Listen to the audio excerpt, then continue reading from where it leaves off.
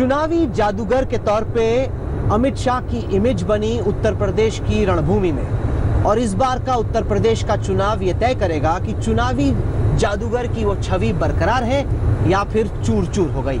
इस वक्त हम कैंपेन ट्रेल पर हैं बीजेपी अध्यक्ष अमित शाह के साथ। स्वागत है आपका। शाह साहब, क्या आप मानते हैं कि ये चुनाव एक तरीके से तय करेगा कि आप मैन ऑफ द सीरीज हैं या एक चुनाव के मैन ऑफ द मैच? देखिए, कभी भी कोई एक चुनाव किसी भी कार्यकर्ता या नेता का छवि बनाने में सक्षम नहीं होता। मैं बचपन से काम करता हूँ, कई चुनाव लड़ा हूँ, ऐसे ही एक चुनाव है, इसको इतना बड़ा हाइप देने की जरूरत नहीं। मगर आपके हिसाब से इसकी हार जीत ही महत्वपूर्ण है, तो निश्चित रूप से भारतीय जनता पार्टी चुनाव बड़े मार्जिन से जीतने जा रही है। लेकिन कहीं ना कहीं शुरुआत में सर्जिकल स्ट्राइक के बाद डिमोनेटाइजेशन के शुरुआती दिनों में जो फीडबैक उत्तर प्रदेश के अलग अलग जगहों से आ रहा था, वो ये बता रहा था कि बीजेपी बहुत आगे है। आप खुद 300 सीटों की बातें कर रहे थे। अब जो फीडबैक आ रहा है वो ये है कि कांटे की टक्कर है, हर सीट पर लड़ाई। थोड़ा चुनाव आगे बढ़ने दीजिए, मुझे लगता है आप भी कहोगे कि चुनाव में हम बहुत आगे हैं। उत्तर प्रदेश के चुनाव में स्वाभाविक रूप से सर्जिकल स्ट्राइक, डिमोनेटाइजेशन का हमें फायदा है ही, परंतु हमारे लिए सबसे बड़ा मुद्दा है उत्तर प्रदेश के अंदर जो अव्यवस्था है। 15 साल से सपा बसपा बसपा सपा फिर से सपा, ये जो क्रम चला है वो क्रम ने उत्तर प्रदेश को विकास के रास्ते पे से भटका दिया है। कानून और व्यवस्था ठीक नहीं है, बेरोजगारी इंतहा पर है, किसानों की बदहाल हालत है, महिलाओं की सुरक्षा नहीं है। हर मामले में उत्तर प्रदेश पिछड़ा हुआ है, चाहे वो करप्शन का मामला हो, चाहे बेरोजगारी का, चाहे किसान का धान न खरीदा जाता हो, चाहे गन्ना किसान का पेमेंट न होता है, चाहे महिलाओं की सुरक्षा हो, चाहे व्यापारियों की सुरक्षा हो। हर चीज में उत्तर प्रदेश में जनता के अंदर एक आक्रोश पड़ा है, और मैं स्पष्ट रूप से परिवर्तन की लहर देख रहा हूं, जिसका फायदा सीधा सीधा भारतीय जनता पार्टी को होगा। पर क्या आपको लगता है कि जो यूपी के लड़के साथ आए हैं उनसे सपा और कांग्रेस दोनों को फायदा हो रहा है? क्योंकि जो एंटी इनकम्बेंसी थी अखिलेश सरकार की, वो कहते हैं ये तो शिवपाल से नाराजगी थी, मेरे अंकल से नाराजगी थी, मेरा नहीं, मेरी साफ छवि है, देखो मोदी जी बात करते हैं, मैं काम करता हूँ। दो चीजें हैं, शिवपाल आज कहाँ है? सपा में ही है। सपा में ही। गायत्री प्रजापति कहाँ है? सपा में है। आजम खान कहाँ है? सपा में है। पवन पांडे कहाँ है? एक भी सपा के सिटिंग विधायक का टिकट नहीं कटा। एंटी इनकम्बेंसी कंस्टिट्यूएंसी में होती है Rahul ji, anti incumbency state में होती है। स्टेट या कंस्टिट्यूएंसी, किसी की एंटी इनकम्बेंसी कम होने का कोई सवाल ही नहीं। पर वो अगर कोई इस तरह के छलावे वाली रणनीति बनाकर देता है और कोई नेता इस पर आगे बढ़ते हैं तो नुकसान ही होगा। उल्टा उन्होंने 100 सीटों पर से अपनी संभावनाएं कम कर दी नहीं। पर और जहां तक काम का सवाल है, आज भी लखनऊ में हजारों लोग मेट्रो में बैठने जाते हैं और बैठे बगैर वापस चले आते हैं उद्घाटन के 3 महीने बाद भी। नहीं, पर कहीं ना कहीं वो ये कह सकते हैं कि शिवपाल जिस तरह के लोगों को टिकट देना चाहते थे, वो जो सपा की सोच है, नहीं भैया, फ्रेश क्लीन यंग कैंडिडेट्स है। एक भी फ्रेश कैंडिडेट नहीं है। आप कहीं और जी रहे हो, यूरोप में जी रहे हो, यूपी का आपको जमीनी हकीकत, एक भी फ्रेश कैंडिडेट नहीं है। सारे के सारे एमएलए के टिकट रिपीट कर दिए गए। आपको जमीनी जानकारी ही नहीं है, ना आपका होमवर्क ठीक है। सारे सपा के कैंडिडेट रिपीट कर दिया। नहीं, पर अखिलेश फ्रेश कहां से आएगा? 206 थे, उनके हिस्से में सीट ही 203 आई है। पर सर, सोच की बात है ना, वो एक पुरानी सोच थी, मुलायम जी की सोच थी। ये एक प्रो डेवलपमेंट, मेट्रो की बात करने वाले, दिल्ली से लेकर लखनऊ तक बड़े हाईवे की बात करने वाली सोच है। देखिए, ना दिल्ली से लखनऊ तक का हाईवे चालू हुआ है, ना मेट्रो हुई है, 5 साल समाप्त हो चुके। आप दिल्ली से लखनऊ के मेट्रो पे हाईवे पर जाइए, आगरा तक जो बना था वो ठीक है। आगरा से लखनऊ 17 जगह पे रोड पर से नीचे उतरना पड़ता है। बन तो रहा है बन तो रहा है ना, मैं कहाँ ना बोल रहा हूँ, मगर 5 साल में बन जाना चाहिए था। एक रोड नहीं, हर गांव सड़क से जुड़नी चाहिए, तब जाकर डेवलपमेंट होता है। मेट्रो का भी उद्घाटन किया, मेट्रो चलती नहीं है। नहीं, पर 5 साल हो गए भैया, कोई कम समय नहीं मिला उनको। राहुल और अखिलेश जब साथ में आते हैं, उनके रोड शोज में आप देखिए, युवा पीढ़ी काफी हद तक आ रही। लोगों को लग रहा है कि हो सकता है कि मुस्लिम और यादव वोट से जुदा यंग जो लोग हैं, बियॉन्ड कास्ट, वो भी अखिलेश और राहुल को वोट। देखिए, मेरा आपको आपकी कैरियर के लिए एक निवेदन है कि आप उत्तर प्रदेश को रोड शो से मत दिखिए, उत्तर प्रदेश के गांव में जाइए, तो आपको मालूम पड़ेगा उत्तर प्रदेश की इच्छा क्या है। और उत्तर प्रदेश किस दिशा में है। नहीं, पर आप ये मानेंगे कि एक तरीके से जो मोमेंटम फर्ज कीजिए अक्टूबर नवंबर के महीने में था, वो मोमेंटम थोड़ा सा, क्योंकि इलेक्शन में स्विंग बहुत मैटर करता है, पहले तेज रफ्तार से आपकी हवा चल रही थी, अब वो हवा थोड़ी रुकी है, आप मानेंगे इसको? हो सकता है मीडिया में ऐसा हुआ हो, जमीन पे नहीं हुआ। जमीन पे नहीं। तो आपके हिसाब से आज की तारीख में आप क्या अनुमान लगा रहे हैं कि आपकी कितनी सीटें आनी? अनुमान लगाना अभी कठिन है, क्योंकि 2 ही चरण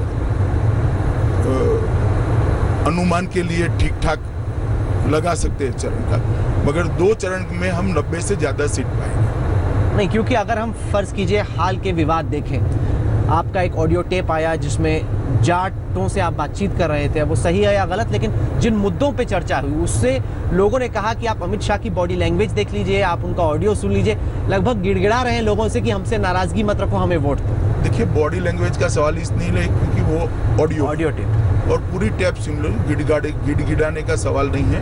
मैंने ठीक तरीके से अपील की है जाट मतदाताओं को, और न केवल जाट मतदाताओं को, सारे मतदाताओं को मैंने अपील करी है, और अपील अहंकार से नहीं होती है। पर आप मानेंगे कि कुछ हद तक जाट रिजर्वेशन को लेके हरियाणा में जाटों पे जो केसेस हुए उनको लेके लोगों में नाराजगी है, उनको लगा कि 2014 में जो उम्मीद थी बीजेपी ने वो उम्मीद पूरी नहीं की। देखिए, 2014 में जो हमारे पास से उम्मीद थी वो देश अच्छा चलाने की थी, और आप ही की किए गए सर्वे के अंदर आता है कि 300 सीट आ रही है बीजेपी, सिर्फ अकेले बीजेपी, देश का मूड में। करेक्ट। नॉर्थ इंडिया में आप बता रहे हो कि हमें सबसे ज्यादा सीटें, बहुत ज्यादा सीटें आती हैं, पंजाब में तो नहीं मिल रही थी आपके सर्वे में, तो नॉर्थ इंडिया में बचा क्या? राजस्थान लिया नहीं है आपने, उत्तर प्रदेश ही बचता है भैया, हरियाणा और उत्तर प्रदेश ही बचता है। अभी का सर्वे है ये, 2 सांसदों के मिलने के बाद का सर्वे, क्योंकि ये आपका बयान चुनाव के दिन भी चलेगा, वोटिंग के दिन भी चलेगा और काउंटिंग के दिन भी चलेगा, तो आपका मानना है कि 2014 की जो परफॉर्मेंस थी वो बरकरार रहेगी अगले इस चुनाव में भी? निश्चित रूप से बरकरार रहेगी, निश्चित रूप से बरकरार रहेगी। हम पूर्ण बहुमत से उत्तर प्रदेश में सरकार बनाएंगे। पर फिर बीजेपी खेमे में इस वक्त इतनी नाराजगी क्यों है? फर्ज कीजिए टिकटों को लेके आप उत्तर प्रदेश के बीजेपी नेताओं से बातचीत करो, वो जो एक पॉजिटिव बॉडी लैंग्वेज है कि लगे कि हम जीत की तरफ एकदम बढ़ रहे हैं, अग्रसर। टिकट तो जहां माहौल अच्छा होता है वहां स्पर्धा होती है, और जब एक सीट पर कोई 42 लोग, 30 लोग, 35 लोग टिकट मांगते हैं, एक को मिलता है तो कुछ समय के लिए होता है। आप फर्स्ट और सेकंड में 2-3 दिन पहले चले गए होते, सारे एक मुश्त होकर भारतीय जनता पार्टी के लिए काम करो, आज थर्ड पे चले जाइए, एक मुश्त होकर भारतीय जनता पार्टी के लिए काम पे लगे, ऐसी बात। एक सवाल जो बीजेपी के कार्यकर्ता हमसे पूछते हैं और वो कहते हैं कि अगली बार अमित भाई का इंटरव्यू करो, ये जरूर पूछना कि अमित शाह को बाहर के नेताओं से इतना क्या लगान है कि वो बाहर के लोगों को टिकट देते हैं। उनका कहना है कि हमारा जो खुद का कार्डर है, जो इतने साल काम कर रहा है, आप उसको दरकिनार करके बाहर वाले को टिकट ऐसा नहीं है। देखिए, बाहर से पहली बात तो ज्यादा आए हैं वो भ्रांति है। 403 में से 80 लोग बाहर के कह सकते हो, मगर वो भी 2-2.5 साल से हमसे जुड़े हैं। और जब इलेक्शन के पहले पार्टी की विचारधारा को और पार्टी के नेतृत्व को स्वीकार कर कोई आता है तो हम उसको जनता के सामने, जनता के आदेश के लिए रखते हैं। हमने सरकार बनने के बाद चुनाव होने के बाद तोड़फोड़ नहीं करी है। इलेक्शन के 2 साल पहले कोई भारतीय जनता पार्टी ज्वाइन करता है, भारतीय जनता पार्टी की विचारधारा को स्वीकार करता है, हमारे साथ जुड़ता है, मैं नहीं मानता इसमें कोई नहीं, पर उसमें दिक्कत सार्वजनिक जीवन का औचित्य टूटता है। कार्डर उसको इतना एक्सेप्ट नहीं करता। रीता बहुगुणा जोशी को जगह जगह जाके, घर में जाके लोगों से विनती करनी पड़ रही है कि मेरे लिए आप कैंपेनिंग करो। नहीं, तो हर जगह पे कैंडिडेट करते हैं राहुल जी, आप बने नहीं हो ना कैंडिडेट, हर कैंडिडेट घर के नहीं, वो बीजेपी वालों से कह रहा है कि मेरे लिए कैंपेनिंग करो। नहीं, ऐसा नहीं, लोग नहीं करना। का चुनाव उठ चुका है, अच्छे तरीके से लड़ रही है और वो अच्छे से जीत भी जाए। एक सवाल और जो आपकी स्ट्रेटेजी को लेकर उठता है वो ये है कि आपने कहा, आप हमला किया, प्रधानमंत्री ने कहा कि आप ये परिवार वालों के लिए टिकट मत मांगो, बच्चों के लिए टिकट मत मांगो। 370 में से फिर 39 टिकटें आपने बच्चों को दे दी, तो अब 39 टिकटें आपने बच्चों को दी, तो आप में और कांग्रेस में क्या? 39 नहीं है, लगभग 26 सीटें हैं। मगर आप एक बात, परिवारवाद की व्याख्या जो मीडिया करता है, मैं परिवारवाद की व्याख्या उसको एक अलग दृष्टिकोण देना चाहता हूँ। अच्छा कि आपने पूछ लिया, परिवारवाद किसको कहते हैं? इंदिरा गांधी जी के बाद कोई योग्यता देखे बगैर राजीव गांधी पार्टी अध्यक्ष और प्रधानमंत्री बनते हैं, उनके बाद सोनिया गांधी बनती, इनके बाद राहुल गांधी बनते, उनके बाद उनके बेटे बनेंगे, इसको परिवारवाद कहते हैं। मुलायम सिंह जी के बाद इतने सारे नेता होने के बावजूद भी अखिलेश मुख्यमंत्री बन जाते हैं, इसको परिवारवाद कहते हैं। फारूक अब्दुल्ला के बाद उनके बेटे बनते, इसको परिवारवाद कहते हैं। भारतीय जनता पार्टी ने हमारे कुछ नेताओं के बच्चे जो पार्टी के लिए काम करते हैं 15 साल से, 20 साल से, 25 साल से, उनको एमएलए का टिकट दिया है, वो मुख्यमंत्री नहीं बने हैं। नहीं, पर आपने ये पहले सुन लो भैया, परिवारवाद क्या है? परिवारवाद वो है कि वो बेटा है, इसके लिए इसकी सीट रिजर्व हो जाती है। ऐसा नहीं है, हमारे यहाँ 15-20 साल से कोई कार्यकर्ता काम करता है, उसको टिकट मिलता है क्योंकि उनके पिताजी भाजपा के नेता है, इसलिए टिकट ना देना भी ठीक नहीं है। इसको आप परिवारवाद जो और पार्टियों का इससे साथ कंपेयर नहीं कर सकते हो। आपने ये लॉजिक दिया, आप ही की पार्टी से किसी ने फोन किया और लॉजिक दिया कि ये सब तो ठीक है कि 10 साल से लोग काम कर रहे हैं, जैसे पंकज सिंह 10 साल से काम कर रहे हैं, वो ठीक है, उसमें 10 साल से नहीं 15 साल से पार्टी के महासचिव हैं। उसमें किसी को परहेज नहीं। उन्होंने कहा कि स्वामी प्रसाद मौर्य के बेटे उत्कृष्ट तो अभी जुम्मे के जुम्मे हुए, उनको पार्टी में ज्वाइन किया, उनको भी आपने टिकट दे दिया। ये तो 10 साल से नहीं है बीजेपी में। बीजेपी में तो स्वामी प्रसाद भी 10 साल से नहीं है, करेक्ट, मगर उनका बेटा और वो दोनों सार्वजनिक जीवन में बहुत समय से बेटा भी है। तो आप क्या कहते हो? आप जैसे, ये तो मैं आपसे पूछ रहा हूँ एक पत्रकार के तौर पे, आपका कैडर भी तो पूछता होगा, आपके टिकट वाले भी तो पूछते होंगे कि बाहर वालों को आप क्यों देते हो? देखिए, क्या बीजेपी में लीडरशिप की कमी है? कैडर में जहाँ स्पर्धा होती है वहाँ ये मुद्दे उठते हैं, जरूर उठते हैं, और उठना लाजमी भी है। हमारी कोई कांग्रेस पार्टी नहीं है, मुद्दे उठने ही चाहिए इस तरह के, मगर हम समझाते भी है, कैडर समझता भी है, ऐसा नहीं है। राहुल, एक बड़ा मुद्दा अमित भाई इस चुनाव में है डिमोनेटाइजेशन का। क्या आप मानेंगे कि कहीं ना कहीं, आप चाहें ना चाहें, ये नोटबंदी के फैसले पर भी एक रेफरेंडम है? हो भी जाए मुझे कोई दिक्कत नहीं है। जीतेंगे आप वो रेफरेंडम? जरूर, क्योंकि आपका जो प्राइमरी वोटर है, जो आपका ट्रेडर, बनिया कम्युनिटी, अग्रवाल समाज का जो वोटर है, उसमें ना आप 1960 की भारतीय जनता पार्टी की बात, आपके बड़े सपोर्टर्स तो हैं ही। पहले सुनो, ये तो है ही, इससे मेरा डिनाई नहीं है, और मैं बहुत सम्मान करता हूँ। जब मेरी पार्टी राजनीतिक रूप से बहुत स्वीकृति नहीं थी, तब से हमारे साथ जुड़े, मन से सम्मान करता हूँ। मगर भारतीय जनता पार्टी अब बहुत विस्तीर्ण हो गई, एक सर्वस्पर्शीय काम का मॉडल हमारा खड़ा हुआ है। गांव में भी हम है, पिछड़ों में भी हम है, दलितों में भी है, किसानों में भी हम है, और सबसे ज्यादा युवाओं में। पर आप मानेंगे कि व्यापारी वर्ग में नोटबंदी को लेकर खासतौर पर नाराजगी है? सबसे ज्यादा नाराजगी हर रोज व्यापारियों की यूपी में हत्या होती है इससे, और भारतीय जनता पार्टी का शासन होता है तो कतई नहीं, उनको भरोसा है। चुनाव की घोषणा होने के बाद 13 व्यापारियों की उत्तर प्रदेश में हत्या हुई है, 13 व्यापारी उससे नाराज है। आप थोड़ा चश्मा ठीक कर लीजिए, नाराजगी किस बात से? चश्मा हमारा एकदम ठीक है, 20/20 आई साइट है, अभी चश्मे नहीं, मैं बताता हूँ नाराजगी किस चीज, आई साइट में कोई प्रॉब्लम नहीं है। कि आप नोटबंदी को कैसे देखते हैं? क्योंकि पहले जो शुरुआत में स्पीचेस हो रही थी नवंबर के बाद, लगातार नोटबंदी का जिक्र हो रहा था। अभी हम लोग कुछ दिन कैंपेन ट्रेल पे निकले, नोटबंदी का जिक्र या तो नहीं हो रहा है या फिर एकदम आखिर में हो रहा है। लगता है कहीं प्रायोरिटी में कम हो रहा है। आपने प्रधानमंत्री जी के भाषण सुने या नहीं मुझे मालूम नहीं, हर भाषण में होता है, मेरे भी हर भाषण। आप चाहते हैं कि नोटबंदी पर ये रेफरेंडम बने? मैं तो चाहता हूँ कि विपक्ष उसको मुद्दा बने। आपके हिसाब से? हमारे हिसाब से तो है ही, हम तो लेकर निकले ही। नुकसान नहीं हुआ आपके हिसाब से? पक्का नहीं हुआ, लेकिन लोग कहते हैं कि हमने पीड़ा सही, अब इंतजार है फायदे का। फायदा कहाँ पे है? फायदा हुआ ही है भाई, काफी फायदा हुआ है। आप बजट को स्टडी कर लीजिए, आपको मालूम पड़ जाएगा। नोटबंदी का फायदा नहीं, वो तो इसी के कारण होता है, सिस्टम में रुपया है, इसीलिए तो इतनी लिबर्टी मिलती है। किसानों को 10 लाख करोड़ का ऋण कहाँ से देंगे अगर बैंक में पैसा ही नहीं आया होता? तो पैसा है इसलिए दिया है हमने। मुद्रा बैंक योजना के लक्ष्यांक को बढ़ा दिया, स्वरोजगारी का, ये 1.5 लाख लोग और बढ़ा दिए। कहाँ से बढ़ाते अगर पैसा न होता तो? नहीं, हम किसानों को ऋण माफ करने जा रहे हैं यहाँ पर उत्तर प्रदेश में। कहाँ से करते अगर पैसा न होता तो?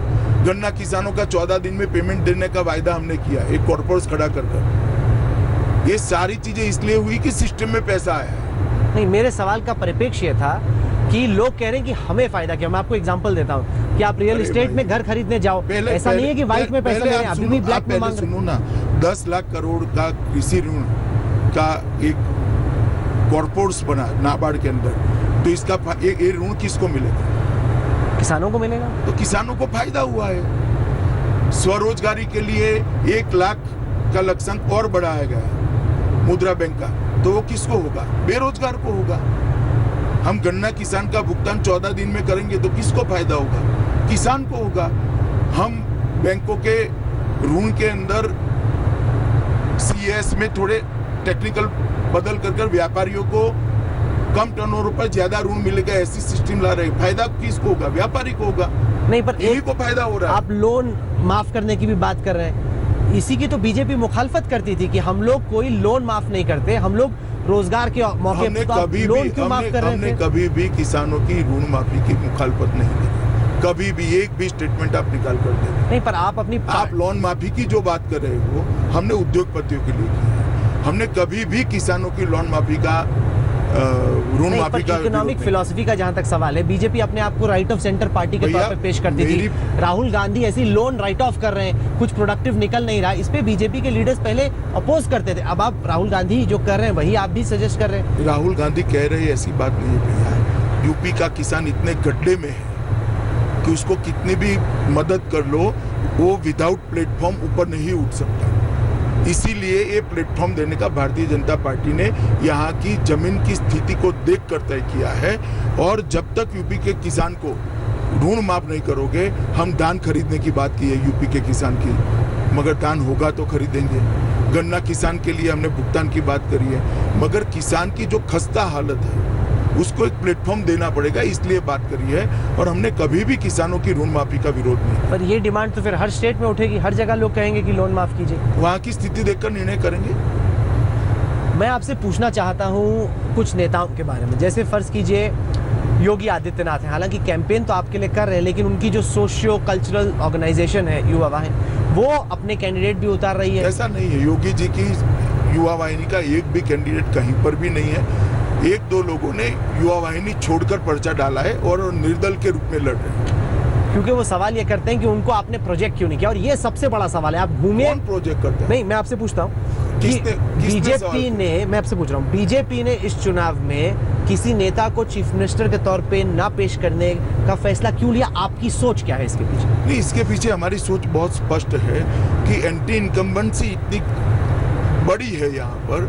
भारतीय जनता पार्टी एक संगठन के नाते लड़ेगी तो भी हम जीत जाएंगे। नहीं, क्योंकि कभी आप प्रोजेक्ट करते हो, कभी नहीं। आपने कहा कि मैं स्ट्रेटेजी, हर बार होता है। तो नहीं, स्ट्रेटेजी चुनाव के हिसाब से बनाता हूँ। इस बार की सोच क्या थी? मैंने कहा ना, बहुत बड़ी एंटी इनकम्बेंसी है, हमें कोई फर्क नहीं पड़ता भैया।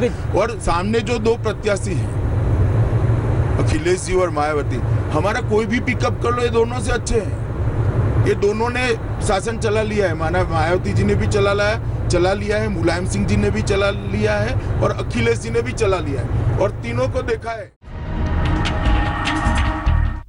इंडिया टुडे ग्रुप के editor in chief Arun Puri भी हमारे साथ आज आपके साथ हैं। वो आपसे अगला सवाल पूछना चाहते हैं। नहीं, आप अमित शाह जी ये नहीं मानते कि जो वोटर है वो नहीं चाहता कि कौन उसको ऊपर राज करेगा, कि मायावती करेगी या अखिलेश करेगी? दोनों के लोग उनको जानते हैं, मुख्यमंत्री बने हुए हैं। आपका ये क्वेश्चन मार्क है कि कौन बनेगा।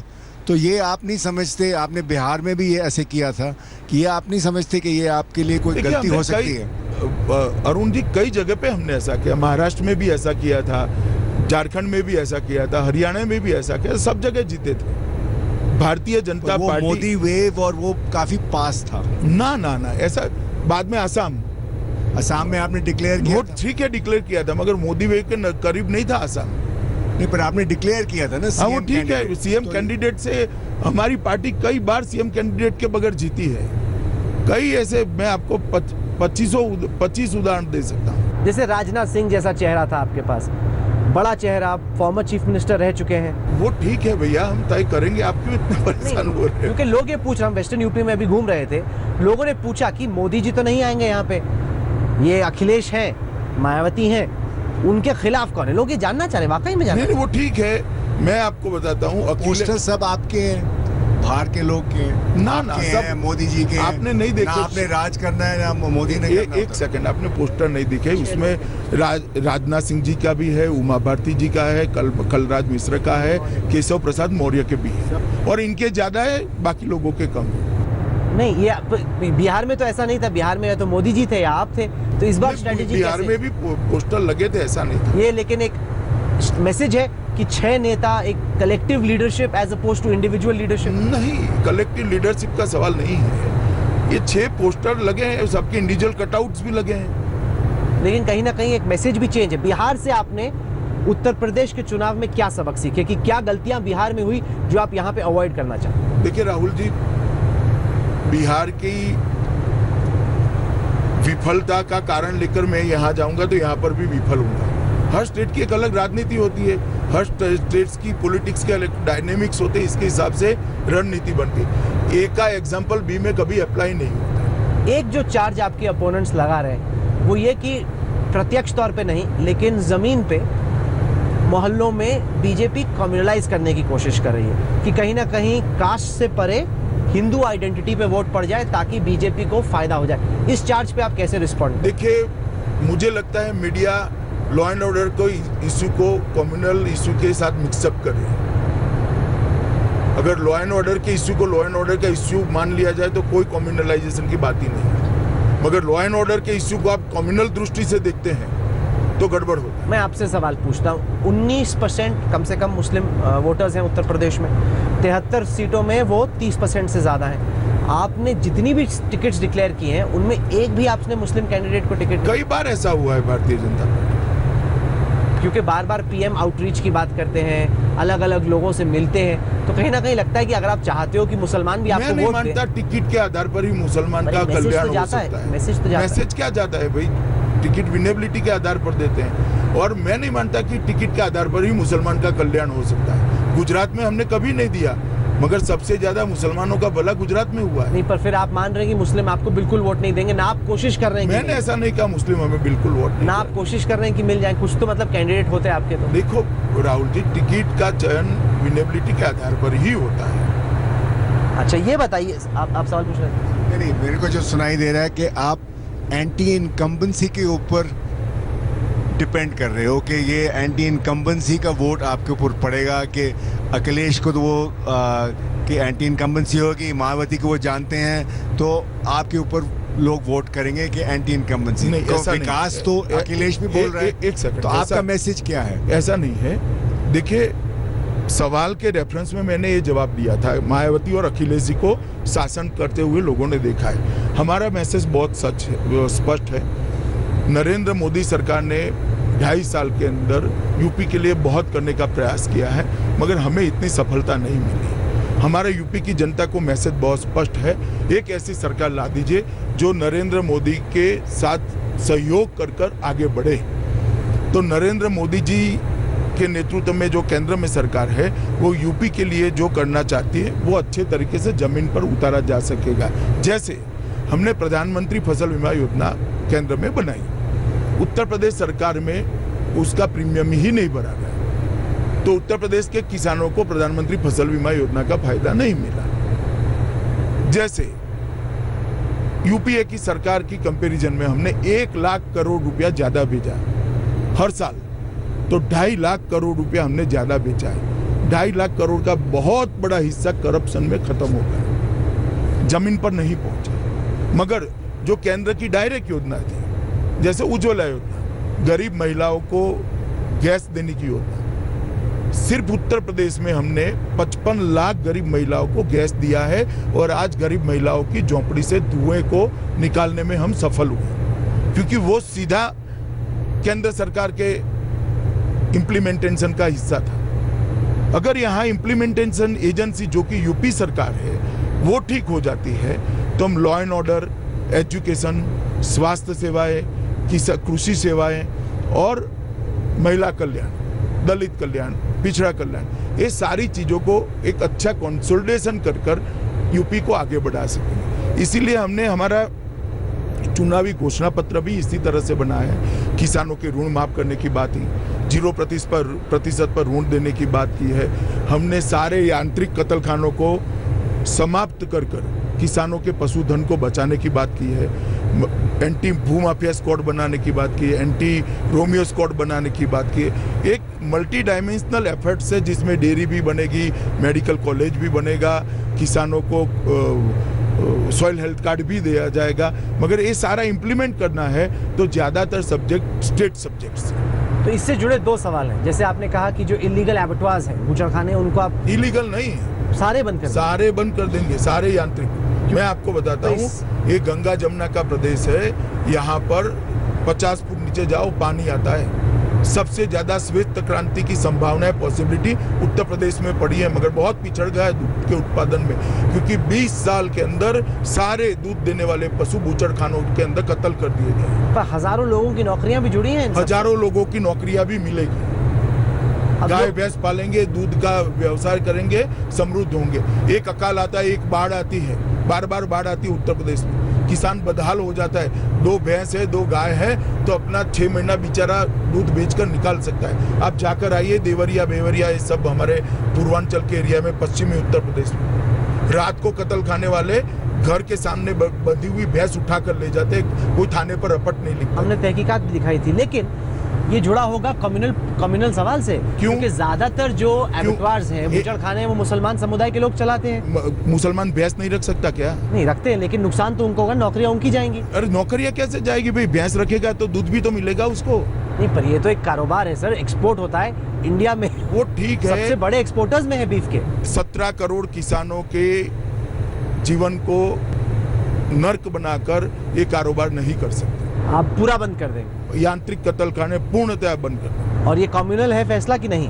जरा भी कम्युनल नहीं, ये किसानों के हित में है और सोशल एम्पावरमेंट का मुद्दा है। नहीं, लोगों ने फिर एंटी रोमियो स्क्वाड पे सवाल उठाए, कहा कि ये तो कहीं ना कहीं लव जिहाद जो आप कहते हैं, जो सब देखिए, लव जिहाद और एंटी रोमियो स्क्वाड दो में, स्कूल में आप, मैं जहाँ पहले रहता था अहमदाबाद, नहीं उत्तर दिल्ली में, वहाँ पर सारी की सारी बिल्डिंग बच्चियों की हॉस्टल्स की बनी है। पश्चिमी उत्तर प्रदेश में माँ बाप अपने बच्चे को पूर्वी उत्तर प्रदेश में कॉलेज नहीं भेजते हैं भाई, परेशानी के कारण। स्थिति ऐसी नहीं है, आप बहुत दूर जी रहे हो राहुल। नहीं, पर ये विजिलेंटिज्म नहीं है, जैसे वो गौ रक्षक थे, लोगों को रोकते थे। अगर एंटी रोमियो स्क्वाड पुलिस का बनेगा, पुलिस कर्मचारियों का, आप ठीक पढ़े नहीं हो, थाने के अंतर्गत महिला पुलिस का दस्ता होगा जो रोमियो को ठीक करेगा और वो सभी जाति की विद्यार्थिनियों की रक्षा करेगा।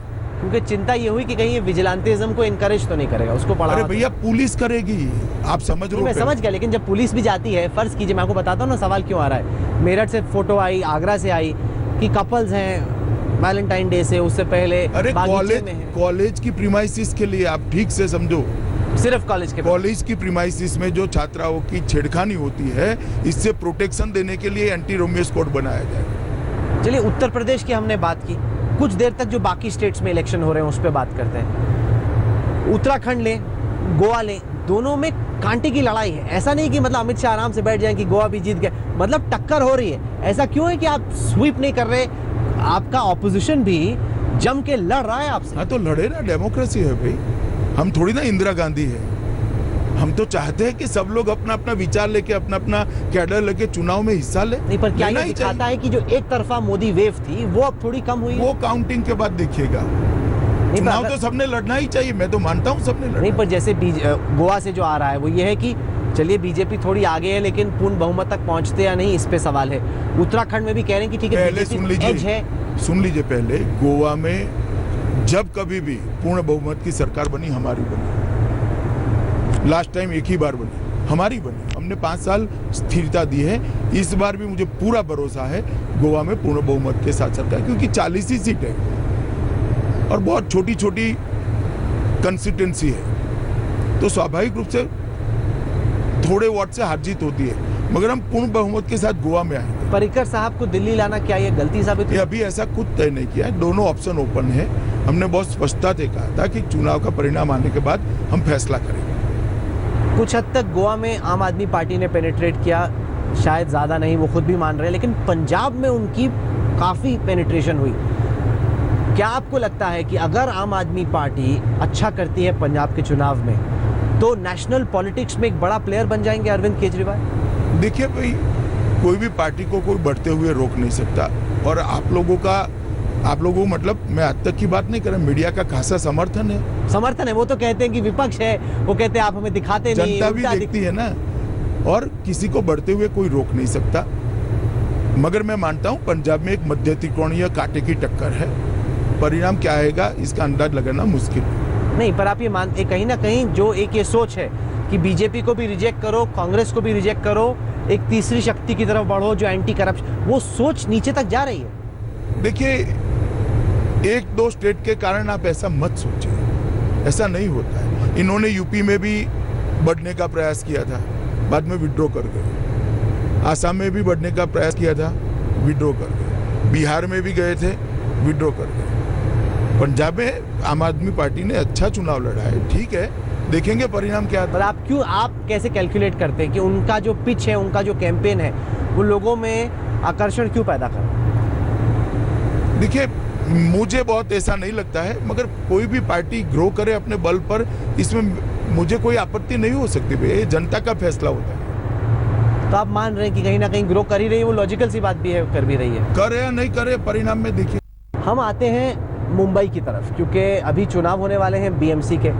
अब उद्धव ठाकरे आपके दोस्त हैं या दुश्मन, उसी पर सवाल खड़ा हो गया। सलाह तो आप मिल के रहे हैं, लेकिन दनादन जैसे केजरीवाल राहुल हमला करते हैं, वैसे उद्धव ठाकरे हमला करते हैं। ठीक है, चुनाव लड़ रहे उद्धव जी, हम भी चुनाव लड़ रहे, तो बोलेंगे। चुनाव सामने सामने लड़ते हैं तो अपने पक्ष में वो लोग, दोनों पार्टी, हमारे लोग भी कर रहे हैं, वो भी कर रहे हैं। नहीं, उन्होंने तो यहाँ तक बयान दिया, मेरे पास बयान है कि वो तो वर्स्ट एवर रेजिम, मतलब हिंदुस्तान की सबसे खराब सरकार नरेंद्र मोदी की सरकार है। उन्होंने कहा कि वो ऐसे जताते हैं कि देश 2014 के बाद ही जन्मा, उससे पहले तो कभी कुछ हुआ ही नहीं। फिर भी वो सरकार का हिस्सा है। आप क्या कहते हैं? आपकी मैंने कह दिया ना, फिर भी वो सरकार का हिस्सा आप है। उनसे क्या कहते हैं? बात होती है आपकी उधर? मुझे उनसे कुछ कहना नहीं है, बीएमसी के काउंटिंग के बाद बात करेंगे। नहीं, कि बीएमसी की काउंटिंग के बाद शिवसेना और बीजेपी मिलकर चुनाव सरकार चलाएंगे या अलग हो जाएंगे? अरे भैया, एक बार काउंटिंग हो जाने दो, बाद में उद्धव जी से बात करेंगे। अभी बात नहीं हो रही। अभी क्या, हम आमने सामने चुनाव लड़ रहे हैं, क्या बात करना? नहीं, पर इससे बड़ी अजीब सी बात है ना कि वो आपके सरकार में है, मंत्री भी उनके हैं, साथ में आप लोग महाराष्ट्र में चलाते हैं, वो हमला किए जा रहे हैं। कहीं ना कहीं सवाल खड़ा हो रहा है कि क्या बीजेपी अपने एलाइज के साथ अच्छा बर्ताव, क्या मोदी वाली बीजेपी, अमित शाह वाली बीजेपी? देखिए भाई, एलाइज का इसमें सवाल नहीं है। वहां की स्थानीय इकाई की चुनाव में दोनों प्रदेश की टीमों ने, शिवसेना की और भारतीय जनता पार्टी ने, तय किया है कि हम आमने सामने चुनाव लड़ेंगे। चुनाव आमने सामने लड़ते हैं तो एक दूसरे के बखान नहीं करते हैं ना, अपनी अपनी पार्टी को जिताने का प्रयास करते हैं। क्या शरद पवार से बैकरूम चैट चल रही है कि अगर उद्धव ठाकरे गए तो शरद पवार आ जाएंगे? देखिए, ऐसी कोई नौबत नहीं आने वाली राहुल जी, एक बार बीएमसी का परिणाम आ जाने दीजिए। तो आपके हिसाब से ऑल इज वेल हो जाएगा बीएमसी के बाद? ठीक हो जाएगा। नहीं, वो वापस आ जाएंगे? नहीं, क्योंकि अभी तो काफी चर्चा चल रही है बॉम्बे में। कहाँ गए हैं मगर? और लड़ रहे हैं सर आपसे। वो ठीक है, लड़ रहे हैं, मगर गए कहाँ? बड़ा पिक्चर क्या है? एंड में ये बताएं कि ये जो 5 स्टेट्स में इलेक्शन है, आपके हिसाब से इस चुनाव के नतीजे के बाद कहीं ना कहीं मोदी सरकार का ये मिड टर्म अप्रेजल है, लोगों के बीच में आप लोग गए अपने काम को लेके, क्या बड़ा मैसेज है? मैं मानता हूं कि 5 चुनाव में भारतीय जनता पार्टी बहुत अच्छा परफॉर्मेंस करेगी। पंजाब में भी? वो तो छोड़ दीजिए। नहीं, 5 राज्यों के चुनाव की बात कर रहा हूं मैं, तो ऑल ओवर ही देखा जाएगा। बहुत अच्छा परफॉर्मेंस करेंगे और हमारी जो स्थिति है उसको काफी अच्छी, बेहतर बनाएंगे। बहुत सारी जगह पे हम सरकार बनाएंगे। बहुत सारी जगहों पे आप कह रहे हैं कि आप सरकार बनाएंगे। यहाँ पे हार्दिक पटेल कह रहे हैं कि वो शिवसेना के लिए कैंपेन करेंगे। आप तो इसको आप कैसे देखते हैं? आपको लगता है कि कुछ इम्पैक्ट होगा? क्योंकि नहीं, इसमें क्या देखना भैया, चुनाव में कोई कैंपेन तो करेगा ना।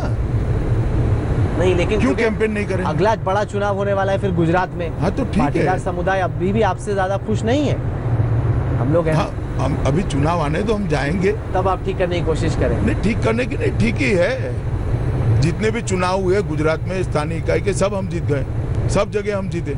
उपचुनाव हुए, तीनों असेंबली हम जीत गए। आपको लग रहा है राहुल गांधी बेहतर कैंपेनर बन रहे हैं पहले से? अब उतनी बोरिंग नहीं होती उनकी स्पीचें जैसे? देखिए भैया, ये दोनों ने पहले से ही हार स्वीकार कर ली। कैसे? समाजवादी पार्टी को अगर भरोसा होता है कि हम 5 साल की सरकार चलाने के बाद जनता हमारे साथ है, तो 100 सीट राहुल को देते क्या? आप बताइए, देते? बिल्कुल भी नहीं देते। उन्होंने स्वीकार कर लिया है कि हम हार चुके हैं। नहीं, पर ये 1 मिनट, अब मुझे सुन लीजिए आप। और कांग्रेस जैसी पार्टी जो राहुल जी ने 27 दिन का यात्रा निकाला था, 27 साल यूपी बेहाल, उसमें से 10 साल निकाल दी, अब 17 साल यूपी बेहाल कहते हैं। वो 100 सीटों में मन मसोकर बैठी, 100 में भी 30 प्रत्याशी सपा से उधार लिए हुए हैं। इतनी बड़ी नेशनल पार्टी है, एक प्रदेश की पार्टी के साथ छोटे भाई की भूमिका निभा रही है, वो स्वीकार होगा कि उनका नेतृत्व चलता नहीं है। अगला सवाल अरुण पुरी पूछ रहे हैं। ये जो स्टेट इलेक्शंस हो रहे हैं अमित जी, आप क्या सोचते हैं कि मोदी जी के लिए ये कितना इम्पोर्टेंट है? हर इलेक्शन हमारे लिए चलाते हैं। नहीं, हर इलेक्शन एक इम्पैक्ट खड़ा करता है, हर इलेक्शन का इम्पैक्ट होता है। हमारे लिए बहुत महत्वपूर्ण चुनाव है और मैं मानता हूं कि इस चुनाव में हम बहुत अच्छा परफॉर्म कर हमारी जो यात्रा है, विजय यात्रा, उसको बहुत आगे ले जाएंगे। नहीं करें तो मैं ऐसा नहीं सोचता, हम करेंगे, बहुत अच्छे से करेंगे। पर ये टेंशन होती है कि आपकी एक इमेज है इस बार जरा भी देखिए, मैं इमेज के चक्कर में कभी नहीं, पर उससे धौस से सर आपकी एक जादूगर टाइप की इमेज है, इसलिए लोग आपको फॉलो करते हैं, आप जो फैसला लेते हैं वो मानते हैं। नहीं, ऐसा अगर नहीं, फर्ज कीजिए दिल्ली, बिहार, उसके बाद यूपी में भी गड़बड़ हो गया तो लोग तो फिर सवाल पूछेंगे। वही ऐसा है कि जादूगर टाइप की इमेज भी मीडिया ही बनाता है और तोड़ता भी मीडिया है। मैं हमारी पार्टी को निष्ठा से जिताने का प्रयास करता हूँ। सारे इलेक्शन जीते, दिल्ली बिहार में हम हारे, ये भी वास्तविकता है। उसके बाद में आसाम में असंभव सा चुनाव था, जीते, ये भी वास्तविकता है। केरल, बंगाल में हम बहुत अच्छा परफॉर्म किए, ये भी वास्तविकता है। आज उड़ीसा का परिणाम कल आया है, उड़ीसा में हम बहुत अच्छा परफॉर्म किए। आप स्थानीय इकाई के चुनाव के नतीजे देख लीजिए, कांग्रेस तीसरे नंबर पर जीती, हम करीब बीजेडी के पास आ गए और अगले चरणों में वहां पे 6 चरण में चुनाव, अगले चरणों में और मजबूत होकर बाहर आए। तो ठीक है, ये तो कंटिन्यूअस चलने वाला प्रोसेस है, मगर जहां तक ये 5 राज्यों का सवाल है, इस बार भारतीय जनता पार्टी इस चुनाव में से बहुत मजबूत होकर बाहर आए। अमित शाह साहब, आप जुड़े हमारे साथ, बहुत बहुत शुक्रिया।